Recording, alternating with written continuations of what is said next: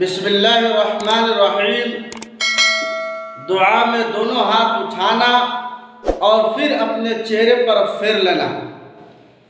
हज़रत उमर बिन ख़त्ताब रज़ियल्लाहु तआला अन्हु फरमाते हैं कि अल्लाह के रसूल सल्लल्लाहु अलैहि वसल्लम जब भी दुआ के लिए हाथ उठाते थे तो दुआ से फारिग होने के बाद अपने दोनों हाथों को चेहरे पर फेर लिया करते थे।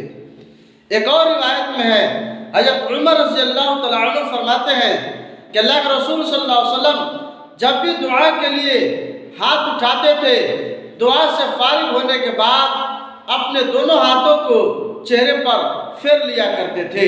यानी उस वक्त तक हाथ नीचे नहीं करते थे जब तक दोनों हाथों को चेहरे पर नहीं फेर लेते थे।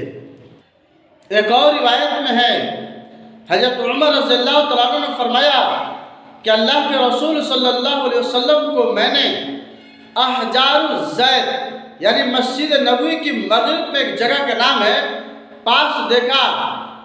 आप सल्लल्लाहु अलैहि वसल्लम दुआ मांग रहे थे और आपकी हथेलियाँ मुंह की तरफ थी। दुआ से फारिग होने के बाद अपनी हथेलियों को मुंह पर फेर लिया। हज़रत आयशा रज़ियल्लाहु तआला अन्हा फरमाती हैं कि अल्लाह के रसूल सल्लल्लाहु अलैहि वसल्लम इतनी देर दुआ मांगते थे कि मैं थक जाती थी। अब्दुल रज़्ज़ाक़ में आयशा रज़ियल्लाहु तआला अन्हा फरमाती हैं कि नबी पाक सल्लल्लाहु अलैहि वसल्लम हाथ उठाते थे दुआ के लिए तो ये कहते थे, ए बारी इलाहा, किसी मोमिन को अगर तकलीफ़ पहुँच गई हो या किसी किस्म की अज़ियत पहुँच गई हो तो उसकी वजह से मुझे सज़ा न देना। हज़रत आयशा रज़ियल्लाहु तआला अन्हा इसी जैसे एक रिवायत मनक़ूल है। आयशा रज़ियल्लाहु तआला अन्हा फरमाती है कि अल्लाह के रसूल सल्लल्लाहु अलैहि वसल्लम जब भी दुआ के लिए हाथ उठाते तो ये ज़रूर कहते, ए बारी इलाहा, अगर किसी मुसलमान को, किसी ईमान वाले को मेरी ज़ात से तकलीफ़ पहुँच गई हो या अज़ियत पहुँच गई हो तो उसकी वजह से मुझे सज़ा न देना।